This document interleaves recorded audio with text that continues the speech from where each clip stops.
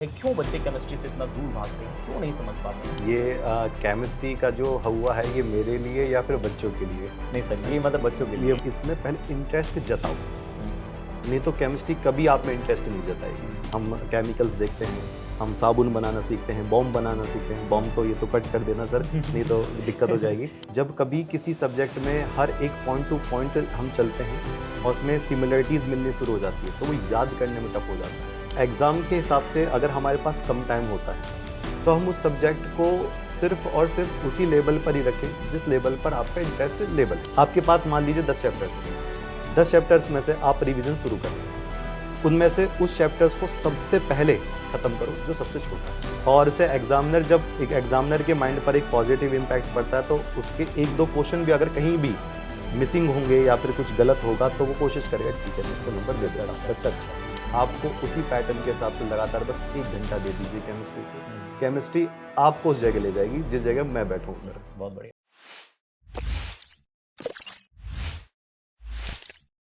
लक्ष्य कोई भी बड़ा नहीं, हारा वही जो लड़ा नहीं। इसी कोट के साथ मैं सैम आप सभी का स्वागत करता हूँ डाउट इज़ आउट के इस पहले एपिसोड में। देखिए प्यारे बच्चों, डाउट बहुत सारे होते हैं जिनका जवाब हमें नहीं मिल पाता। तो इसी कड़ी के साथ बच्चे हमने आप सभी के लिए आरडब्ल्यू ट्यूशन क्लासेस पर डाउट इज़ आउट नाम की सीरीज को स्टार्ट किया, जिसमें आप सभी के डाउट हम कहीं ना कहीं आउट करने वाले हैं आपके सभी फेवरेट टीचर्स के साथ। तो आज हमारे साथ हैं आप सभी के चहेते सर अविनाश सर। तो अविनाश जी, सर, आपका थैंक यू। स्वागत है थैंक इस यू सर। पॉडकास्ट के साथ। तो प्यारे बच्चों, आज कहीं न कहीं हम डिस्कस करेंगे जो आप लोगों के सवाल रहते हैं। जब मैं अविनाश सर को कहीं न कहीं इंट्रोड्यूस कर रहा हूँ, तो कहीं न कहीं ये तो जान गए होंगे कि आज किस डाउट के बारे में हम बात करने वाले हैं। तो बड़ा ही इंटरेस्टिंग सेशन रहेगा। ये वो डाउट्स होने वाले हैं कहीं न कहीं जो आप लोगों ने हमसे पूछे हैं। तो वो कहीं न कहीं प्रैक्टिकल एग्ज़ाम्पल के साथ अविनाश सर आप लोगों के सभी डाउट्स को आउट करने की कोशिश करेंगे, और आप लोगों को ये सेशन कैसा लगता है, बाद में कमेंट करके ज़रूर बताइएगा। तो सर, शुरुआत करते हैं। जी, सर, सबसे पहले तो मैं जानना चाहूँगा कि जैसे कि जब हम साइंस की बात करते हैं जी, और डिफरेंट डिफरेंट स्ट्रीम है, आर्ट्स है, कॉमर्स है, साइंस है। तो जी। साइंस में सर कहीं न कहीं जब हम बात करते हैं पीसीबी, पीसीएम, तो उसमें एक सब्जेक्ट मेरे हिसाब से जब मैं स्कूल में था तो मुझे भी लगता था केमिस्ट्री। और केमिस्ट्री का जब हम नाम लेते हैं ना सर, जी, तो कहीं न कहीं वो इतनी बड़ी-बड़ी रिएक्शंस, वो इतना कन्फ्यूज़न कि सर किस तरीके से केमिस्ट्री को पढ़ा जाए? क्या जी, केमिस्ट्री रटने का सब्जेक्ट है? क्या जी। केमिस्ट्री समझने का सब्जेक्ट है? क्या सर वो कड़ी है? क्यों बच्चे केमिस्ट्री से इतना दूर भागते हैं? क्यों नहीं समझ पाते हैं? वो थोड़ा-सा सर हम जानना चाहेंगे। सर पहले तो मैं आपसे एक चीज़ पूछना चाहूँगा, ये केमिस्ट्री का जो हुआ है ये मेरे लिए या फिर बच्चों के लिए? नहीं सर, ये मतलब बच्चों के ये लिए है। बच्चों के लिए, हाँ, क्योंकि मुझे तो आसान लगती है। बिल्कुल, बिल्कुल। दरअसल सर बहुत अच्छी बात ये है भी, और होनी भी चाहिए कि हम फिज़िक्स मैथ के साथ या फिज़िक्स बायो के साथ केमिस्ट्री पढ़ते हैं। हुँ, हुँ। क्योंकि केमिस्ट्री एक जनरल कॉमन हो गया है, हुँ, हुँ। मतलब वो मैथ वाला बच्चा भी और बायो वाला बच्चा पढ़ेगा पढ़ेगा। हुँ, हुँ। और केमिस्ट्री जो है वो आगे चल के इंजीनियरिंग के लिए भी कॉमन है हुँ, हुँ। और वही सेक्शन आपके मेडिकल लाइन हुँ, में हुँ, भी। हुँ, हुँ। और बात आती है कि 11th-12th या 9th-10th की जैसी केमिस्ट्री होती है, जैसे कि हम बोर्ड के एग्ज़ाम के ऊपर बात कर रहे थे, हुँ, हुँ। तो केमिस्ट्री लगती शुरू में तो हार्ड ही है सर। हुँ, हुँ। जैसा एक साइंस का कहावत है कि शुरू में एक बार घुस जाओ, उसके बाद फ़ील करोगे, हुँ, तो हुँ। केमिस्ट्री बिल्कुल उसी तरीके से ही है। हुँ, हुँ। और हार्ड लगेगी भी, बहुत सारे बच्चों को हार्ड नहीं भी लगेगी, वो हुँ, हुँ। उनकी इंटरेस्ट के ऊपर बात है। पर मैं ये चाहता हूँ और मैं बताता भी हूँ बच्चों से लगातार कि इसमें पहले इंटरेस्ट जताओ, हुँ, हुँ। नहीं तो केमिस्ट्री कभी आप में इंटरेस्ट नहीं जताएगी। हुँ, हुँ। तो मेरे हिसाब से केमिस्ट्री इतना भी हुआ सब्जेक्ट नहीं है, हुँ, जितना हुँ। हुआ बच्चों के द्वारा बना दिया हुँ, जाता है सर। हुँ। तो मैं तो यही कहूँगा कि पहले इंटरेस्ट जताकर केमिस्ट्री पढ़कर देखिए, हुँ, बहुत हुँ। अच्छा हुँ। सब्जेक्ट है सर। नहीं, बिल्कुल सर। एक चीज़ देखिए सर, मैंने जो देखा है मतलब जी, हालाँकि फ़िज़िक्स भी हमें तो डिफ़िकल्ट लगता है, कुछ बच्चों को तो मैथ्स भी डिफ़िकल्ट जी, लगता है। जी। पर अगर हम बात करें कैटेगराइज़ करते हैं तो हुँ, केमिस्ट्री, फ़िज़िक्स, मैथ इस तरीके से रहता है। जी। वो क्या कारण है जो केमिस्ट्री से इतना बच्चा भाग रहा है? और क्यों केमिस्ट्री को लेकर बच्चों के माइंड में इतने सारे सवाल हैं? क्योंकि जब मैं बात करता हूँ, एक सबसे बड़ा यहाँ पे वर्ड आएगा ऑर्गेनिक केमिस्ट्री। ऑर्गेनिक। ऑर्गेनिक मेरे को याद भी आज भी याद है कि जब मैं 12th में था सर, मेरे को भी ऑर्गेनिक कहते थे कि इसको तो छोड़ दो, इसको करने की ज़रूरत नहीं है। इतने जी, मार्क्स ही तो कम होंगे। जी, क्यों सर, मतलब क्या अप्रोच होनी चाहिए केमिस्ट्री को पढ़ने के लिए? जैसे कि मैथ्स तो फ़ॉर्मूला बेस है। जी। क्या केमिस्ट्री भी ऐसा है कि उसको हम फ़ॉर्मूला से सॉर्ट आउट कर सकते हैं या फिर उसको रिएक्शन याद ही करनी पड़ेगी? कोई जी, ऐसी तरीका जो बच्चे जो कहीं न कहीं जो जुड़े हुए हैं, उनका थोड़ा-सा डाउट ये क्लियर हो जाए? जी, बिल्कुल। ऑर्गेनिक केमिस्ट्री की ज़्यादातर सारे डाउट्स रहे भी बहुत ज़्यादा, हुँ, हुँ। वीडियो सेगमेंट में भी हैं और हमारे वैसे भी डाउट हुँ, आते हुँ। रहते हैं।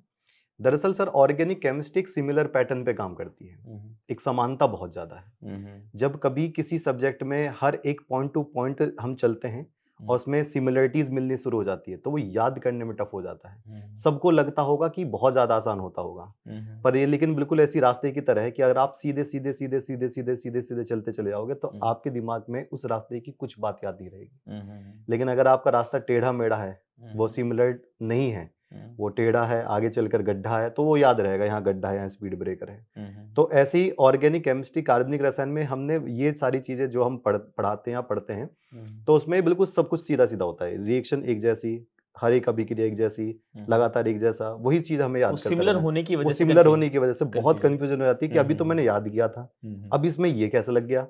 तो ये थोड़ा सा चैलेंजिंग होता है। और एक उसको हम पॉजिटिव वे में अगर लें कि सिमिलर को थोड़ा सा हम अपनी तरफ से ही डिफरेंट कर दें, अलग कर दें। जैसे कोई अभिक्रिया है हमने याद करी, उसको हम किसी अलग तरीके से दूसरी अभिक्रियाओं को याद करने की कोशिश करें कि एक चलते हुए याद कर रहे हैं तो एक बैठते हुए याद कर लेंगे, वो हमेशा छवि उसी पे रहेगी। और ज्यादातर बच्चे क्या करते हैं कि अभिक्रिया एक बार रिएक्शन से एक बार पढ़ लेते हैं, ऑर्गेनिक एक बार पढ़ लेते हैं, उनको लगता है कि मैं मास्टर हो गया। ना ही उसका कभी उसको रिकैप वैल्यूज देते हैं, ना ही उसका कोई रिवीजन सेक्शन रखते हैं, ना कोई प्रॉपर नोट्स बनाते हैं। सर कि रिएक्शन लिखी, पेज फेंक दिया, ठीक है मुझे याद हो गई, लेकिन पेपर के टाइम पर वो गोल हो जाती है, मिक्स हो जाती है। तो मतलब प्रैक्टिस बहुत ज्यादा प्रैक्टिस बहुत जरूरी है। सबको लगता है कि केमिस्ट्री एक साइंस का सब्जेक्ट है, वो आ जाएगी और हम इसको छोड़ देंगे। मैं कहता हूँ कि मैथ से ज्यादा प्रैक्टिस मांगता है केमिस्ट्री।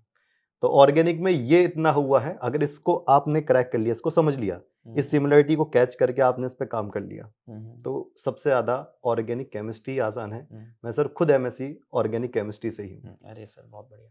सर एक और सवाल, यहाँ पे कुछ बच्चे ऐसे हैं जो केमिस्ट्री को कहीं ना कहीं कर पाते हैं, उन बच्चों की भी कहीं न कहीं कैटेगरी है कि जिनको जो केमिस्ट्री नहीं पढ़ पा रहे हैं, जिनका लेवल उतना अच्छा नहीं है, जी। उनको लग रहा है मतलब। तो उन बच्चों को कैसे जो है तैयारी शुरू करनी चाहिए? किस तरीके से उनको जो है स्टार्ट करना चाहिए? अगर उनको समझ भी नहीं आ रहा तो कहाँ से वो शुरू करें? उसके बारे में थोड़ा-सा बताइए। जी। दरअसल सर दो तरीके हैं। जैसा कि अभी एग्जाम्स होने वाले हैं, तो एग्जाम के हिसाब से अगर हमारे पास कम टाइम होता है तो हम उस सब्जेक्ट को सिर्फ और सिर्फ उसी लेवल पर ही रखें जिस लेवल पर आपका इंटरेस्ट लेवल है। मैं एक बता दूं कि जैसे अगर आप केमिस्ट्री शुरू से स्टार्ट कर रहे हैं और आपके पास प्रॉपर टाइम है 6-7 महीने का, तो केमिस्ट्री इस तरीके की नहीं है कि आपको एक सब्जेक्ट जैसे लगेगी, वो डेली लाइफ से कनेक्ट चीज़ लगेगी। जैसे कि बहुत सारी चीज़ें होती हैं, हम इंडस्ट्री में देखते हैं, हम प्लास्टिक्स देखते हैं, हम केमिकल्स देखते हैं, हम साबुन बनाना सीखते हैं, बॉम्ब बनाना सीखते हैं। बॉम्ब तो ये तो कट कर देना सर, नहीं तो दिक्कत हो जाएगी। तो ये सारी चीज़ें सीखते हैं। लेकिन अगर कोई ये सोच ले कि इसको मैं अपनी डेली लाइफ में उतारूंगा, तो केमिस्ट्री वो सब्जेक्ट नहीं रहा, वो उसके एक डेली लाइफ का पार्ट हो गया। लेकिन आपके पास टाइम कम है, आपने अभी से प्रॉपर अब रिवीजन करना नहीं शुरू किया या फिर लेट शुरू किया है, तो उसके लिए मैं बस यही कहूँगा कि केमिस्ट्री में फील कर लीजिए बस। यानी कि इसमें कुछ ऐसा पैटर्न होता है कि आप उस पैटर्न पर काम कर गए, तो रिपीटेड पैटर्न होगा। आपको एक बार काम करने की देर है, 4 से 5 दिन ढलने की देर है, उसके बाद 15 से 20 दिन आपको उसी पैटर्न के हिसाब से लगातार बस 1 घंटा दे दीजिए केमिस्ट्री को। केमिस्ट्री आपको उस जगह ले जाएगी जिस जगह मैं बैठा हूँ सर। बहुत बढ़िया। देखिए सर ने कितनी अच्छी बात बताई कि केमिस्ट्री एक सब्जेक्ट की तरह ट्रीट मत करो, उसको आप प्रैक्टिकल लाइफ का हिस्सा मानो। और जब उसको प्रैक्टिकली आप कहीं न कहीं हर चीज़ में केमिस्ट्री को देखना शुरू करोगे, तो कहीं न कहीं आप लोगों को इंटरेस्ट जगेगा और वो आपको आपके अंदर क्यूरियोसिटी डेवलप करेगा, जो आपको कहीं न कहीं सब्जेक्ट को लर्न करने में, सब्जेक्ट को पढ़ने में काफ़ी आपकी जो रुचि बढ़ जाएगी। ठीक है सर, तो दूसरा सर अभी जैसे 12th के एग्ज़ाम होने वाले हैं। सर केमिस्ट्री जैसे सब्जेक्ट की बात करें, तो कौन-कौन से ऐसे चैप्टर हैं जो बहुत अच्छे मार्क्स के हैं, जिस पे सबसे ज़्यादा फोकस करना चाहिए बच्चों को? जी, इसको मैं क्लासिफाई ज़रूर करूँगा। हुँ, केमिस्ट्री में सर कोई भी केमिस्ट्री ले लीजिए, मैं किसी बोर्ड की या फिर किसी कंपटीशन की हुँ, या किसी हायर एग्जामिनेशन की बात नहीं करूँगा, मैं उसको हुँ, क्लासिफाइड कर देता हूँ जनरली। हुँ, हम केमिस्ट्री को 3 लेवल पे बाँटते हैं। हुँ, एक तो फिजिकल केमिस्ट्री होती है, भौतिक रसायन। हुँ, एक अकार्बनिक रसायन होता है जिसको हम इनऑर्गेनिक केमिस्ट्री बोलते हैं। एक हुँ, कार्बनिक रसायन है जिसको हम ऑर्गेनिक केमिस्ट्री बोलते हैं।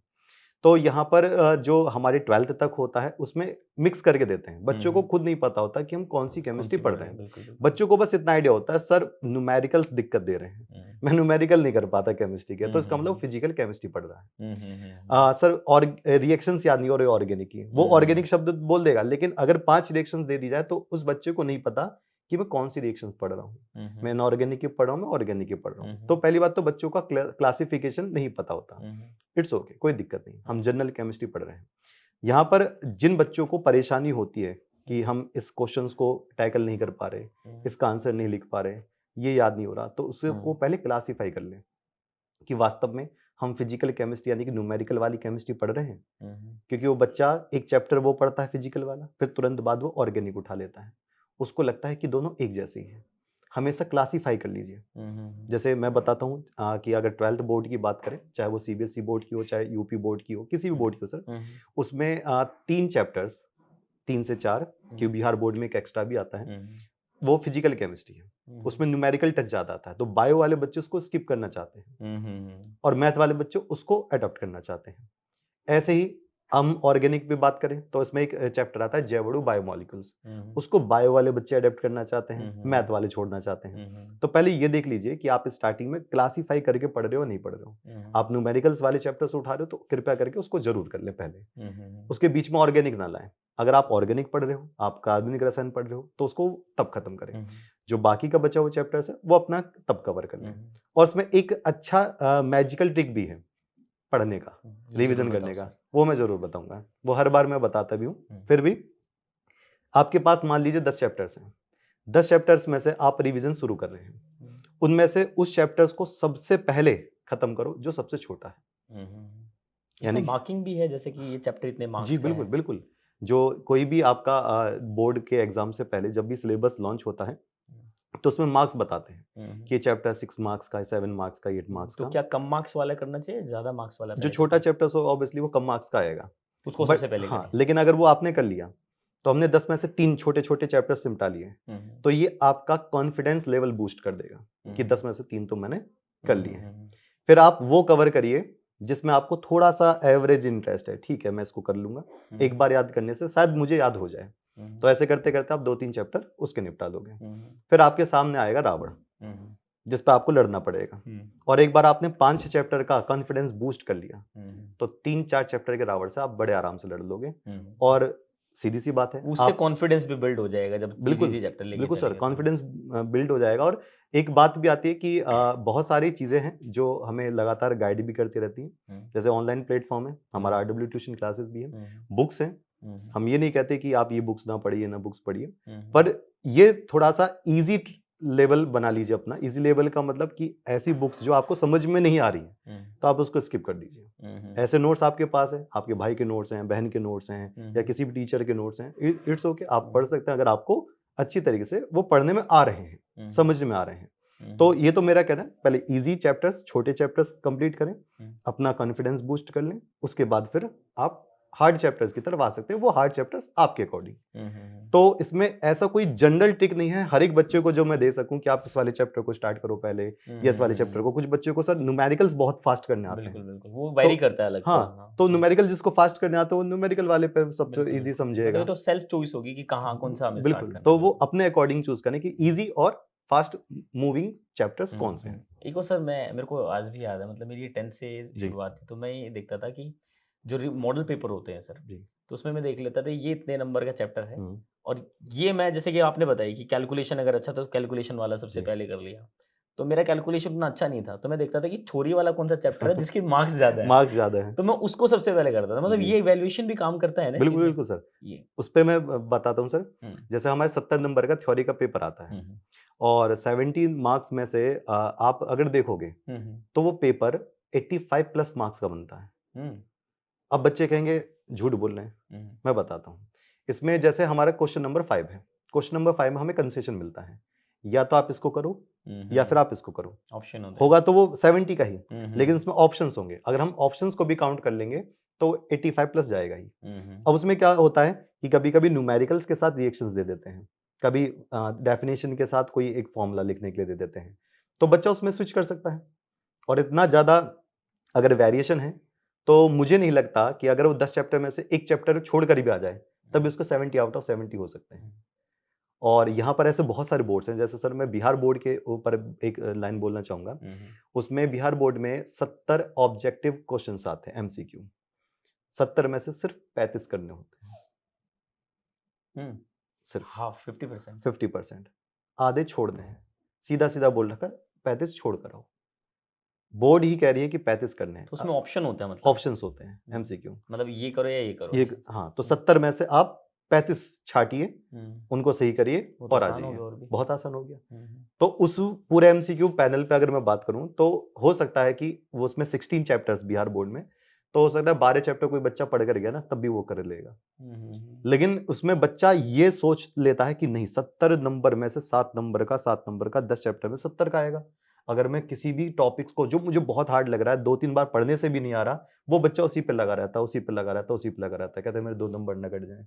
लेकिन वो कंसेशन पैनल कोई नहीं समझता कि वो सेक्शन में कितना कंसेशन किसका मिला हुआ है। कभी कभी ऐसा भी होता है कि एक पार्ट, फिर दूसरा पार्ट, तीसरा पार्ट, 3 पार्ट में से कोई 2 पार्ट करो तो ये मैंने बेहतर ये भी है। देखा है कई बार बच्चों को पता भी नहीं चल पाता, वो अननेसेसरी भी क्वेश्चन कर अटेम्प्ट कर हाँ, देते हैं। पर मेरे उसके हिसाब से ऑर्गेनाइज करना सबसे पहले बिल्कुल ज़रूरी है। पेपर को देखना बहुत ज़रूरी है और इसमें एक्स्ट्रा क्वेश्चन करने के कोई मार्क्स नहीं है कि आपको लगता है कि कंसेशन वाला भी मैं कर लूँगा हाँ, तो वो मिल स्कूल जाएगा। वाला कि ज़्यादा लिखूंगा ज़्यादा नंबर हाँ, मिलेंगे। ज़्यादा और ये बात भी है तो सर डाउट्स शायद वो आपने रिकॉल भी कराया था हाँ, कि साइंस में कितना लिखें? हाँ, हाँ, तो लिखा। इस पे भी मैं एक बात कहूँगा कि जब मैंने बात करी है कि सेक्शन ज़्यादा होते हैं तो हम्म, बच्चे लिखने के ज़्यादा चक्कर में होते हैं। हम्म, यहाँ पर सर बहुत सारे डाउट्स होते हैं। ये सारे मेरे ख्याल से जिसके पास भी साइंस होगा वो पूछेगा ज़रूर कि पेपर है हमारे पास और पेपर में हमें खूब सारे पेजेस की कॉपी मिली।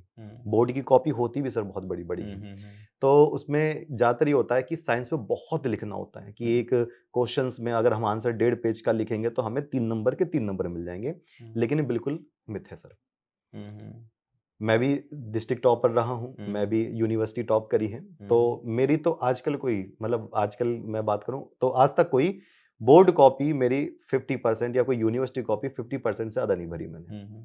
तो मैं उन बच्चों को भी बता देना चाहता हूँ कि ज़्यादा लिखना नहीं होता, मायने रखता है कि आपका आंसर कितने शब्दों में कंप्लीट हो गया। चाहे वो 4 लाइन में कंप्लीट हुआ, चाहे 5 लाइन में कंप्लीट हुआ, चाहे वो 10 लाइन तक ही गया क्यों ना। उसमें ऐसा कोई रूल नहीं है कि 1 डेढ़ पेज बनने हैं, 2 पेज बनने हैं या 1 बिलांद, 2 बिलांद बच्चे ज़्यादातर नाप कर पढ़ते नहीं, हैं। ये बात आपने बिल्कुल जी, सही कही। मतलब ये सवाल ऐसा है कि ज़्यादा लिखेंगे, कहते हैं कि खाली जी, छोड़ने से अच्छा भर दो और बिल्कुल। ज़्यादा लिख दो, ज़्यादा ज़्यादा मार्क्स मिलेंगे। ये मतलब एक बहुत बड़ा डाउट स्टूडेंट्स का कि जी, मैं इस ये तरह का। मेंटालिटी सेट कर दी गई। हाँ, हाँ। आर्ट साइड के सब्जेक्ट्स में ऐसा होता है सर कि अगर हमें किसी के बारे में लिखना है तो वो लिख दें, 1 डेढ़ पेज भर दें बड़े आराम से। मैथ में चलता है सर फॉर्मूले लिखे उसका लिखा। कभी-कभी फिजिक्स में चल जाता है डेरिवेशन बहुत लंबे-लंबे, लेकिन केमिस्ट्री में जितना आपको बोला गया है कि राइट द रिएक्शन समीकरण लिखिए तो आपको समीकरण लिखकर उसको छोड़ देना है। और ये एक बेस्ट एग्जांपल है कि अगर आपसे किसी ने पूछा यानी कि आपसे पूछा गया कि आपका नाम क्या है? तो आप अपना नाम भी लिख रहे हो, पिताजी का नाम भी लिख रहे हो, माताजी का नाम भी लिख रहे हो। मुझे बचपन में लड्डू पसंद थे, लेकिन मैंने अननेसेसरी। लड्डू नहीं खाए, उसके बाद मैंने फेंक दिए, उसके बाद मैं अमीर बन गया, फिर मैं ये हो गया। तो वो एग्ज़ामिनर क्या सोचेगा कि इतना ओवर कॉन्फिडेंट बच्चा है, अब इसकी बारीकी से कॉपी चेक करता हूँ और कहीं भी गलती निकलेगी, तो बस वहाँ नंबर कट जाएगा। अच्छा सर, एक सवाल अभी मेरे को याद आया जी, तुरंत। कहते हैं कि एग्ज़ाम में वो क्वेश्चन सबसे पहले करना चाहिए जो सबसे अच्छा आता हो। जी, सीरीज़ में मत करो। बिल्कुल, कुछ बिल्कुल। कहते हैं कि सीरीज़ में पेपर को अटेम्प्ट करो। जी। क्या ये बात लॉजिकल है कहीं तक या जी, नहीं? बिल्कुल लॉजिकल है। जैसा कि मैं सर मैंने कॉपीज़ चेक करवाई भी हैं। मैं इवोल्यूशन में भी था वहाँ पर कोऑर्डिनेटर भी रहा हूँ सर सीबीएसई बोर्ड में। तो अच्छा लगता है कि अगर कोई बच्चा सीक्वेंस में पेपर कॉपी करते हैं। मतलब भरे अपनी कॉपी में आंसर दे, वो हमें अच्छा लगता है। क्योंकि हम तो पेपर का आंसर रखते हैं सर डायरेक्ट और उस पे नंबर 1, नंबर 2, नंबर 3 हमारे लिए ईज़ी हो जाता है। और उससे कहीं न कहीं बच्चे की नॉलेज का भी पता चलता है कि अरे अटेम्प्ट अगर अटेम्प्ट सीक्वेंस में कर रहा है तो इसको सारे क्वेश्चन सीक्वेंस आ कर रहे रहा हैं। है, तो इसका मतलब लगातार क्वेश्चन्स आ रहे हैं। तो मैं तो यही कहना चाहूँगा कि कोशिश करें कि सीक्वेंस में करें। कोशिश ये रहे, 80% कोशिश रहनी चाहिए सर। और इससे एग्ज़ामिनर जब एक एग्ज़ामिनर के माइंड पर एक पॉज़िटिव इम्पैक्ट पड़ता है, तो उसके 1-2 क्वेश्चन भी अगर कहीं भी मिसिंग होंगे या फिर कुछ गलत होगा, तो वो कोशिश करेगा ठीक है, मैं इसको नंबर दे बच्चा देता हूँ, अच्छा है। बच्चा अच्छा है। लेकिन इससे एग्ज़ामिनर इरिटेट होता है कि अगर क्वेश्चन नंबर 22 किया है, उसके बाद सीधा 1 पर आ गया है, फिर 1 के बाद 7 पर आ गया है, तो इतना रैंडम ऑर्डर नहीं होना चाहिए। अगर आपको नहीं आता है, अगर आप इतना रैंडम ऑर्डर ले रहे हैं, तो इसका मतलब आपको पेपर वो 40% आता है और 40% के हिसाब से वो तुरंत एग्ज़ामिनर जज कर लेगा कि 70 का 40% 28 मार्क्स इसको देने हैं, 30 दे देते हैं मैक्सिमम, इट्स ओके। और इसको रीचेकिंग करेगा भी तो ज़्यादा से ज़्यादा क्या होगा? बच्चे ने लिख भी इतना रखा है। बिल्कुल। और दूसरी बात इसमें ये होती है कि अगर आप ऐसे कर सकते हैं, जैसे फर्स्ट, सेकंड, थर्ड, फोर्थ आपने अटेम्प्ट की, आपको लग रहा है कि नाइन्थ वाला मैं पहले इजी कर लूँगा, तो आप कर लीजिए। उसके बाद 7, 8 ऐसे। तो बीच-बीच में अगर 1-2 पॉइंट की सीरीज़ चेंज होती है तो इट्स ओके। पेपर बहुत अच्छा लिखा जाता है, लेकिन इतना रैंडम ना लें, जितना रैंडम बच्चे ले लेते हैं। चलिए, बहुत बढ़िया सर। देखिए, सर ने सारी की सारी जानकारी आप लोगों को दे दी। मुझे नहीं लगता है कि भई अगर अविनाश सर जैसे टीचर आप लोगों को देखने को मिल जाए, तो केमिस्ट्री जैसा सब्जेक्ट मुश्किल होने वाला है। क्योंकि मैंने जब सर की क्लास देखी, तो मैं खुद जो है कहीं न कहीं जो है हैरान हो गया कि यार केमिस्ट्री इतनी इंटरेस्टिंग हो सकती है, क्योंकि दूसरा नाम सर का जादूगर भी है। सर जादू करके दिखाते हैं। तो बहुत-बहुत शुक्रिया सर आपका जी, पॉडकास्ट में थैंक आने यू के सर। लिए, और सर कुछ बच्चों को आप अपनी हैंड से कोई सजेशन देना चाहेंगे तो प्लीज़? जी। देखिए जिन बच्चों ने भी साइंस ले रखी है, वो कहीं न कहीं केमिस्ट्री से गुज़रेंगे ज़रूर। मैं ये नहीं कि मैं केमिस्ट्री की तारीफ़ कर रहा हूँ। आप कोई एग्ज़ाम्स अगर कॉम्पिटिशन का भी उठाकर देखेंगे, आप नीट का, आईआईटी, जेईई का, या फिर आप किसी भी दूसरे एग्ज़ाम्स में जिसमें साइंस का अच्छा लेवल आता है, उसमें केमिस्ट्री से गुज़रना होगा। और आप इस बोर्ड की तैयारी के साथ-साथ अगर उन एग्ज़ाम्स की तैयारी का भी रुख बना लें, तो ये और ज़्यादा बेहतर होगा। केमिस्ट्री से डरना नहीं है, बस प्रैक्टिस लगातार करते रहिए। एक ऐसी प्रैक्टिस विदाउट मोटिवेशन। मोटिवेशन से कभी भी आप साइंस की प्रैक्टिस करोगे तो वो नहीं होगा। आपके दिमाग में वो साइंस घुसनी चाहिए, वो रहनी भी चाहिए। तो आप बेहतर तरीके से तैयारी करिए, बोर्ड एग्ज़ाम्स में तो बहुत बेहतर नंबर मिलेंगे सर। चलिए, thank you so thank much you sir. Sir. तो बच्चे, ये था छोटा-सा हमारा इंटरेक्शन। मुझे उम्मीद है कि आप लोगों के सभी डाउट यहाँ पर आउट हो चुके होंगे। तो आप लोगों को पॉडकास्ट कैसा लगा? अपने कमेंट्स जो है प्यारे-प्यारे से कमेंट सेक्शन में ड्रॉप ज़रूर कर दीजिएगा। फिर मिलेंगे एक और बेहतरीन पॉडकास्ट के साथ, एक डाउट इज़ आउट सेशन के साथ, आपके फेवरेट टीचर्स के साथ। तब तक के लिए ख्याल रखिएगा। Take care.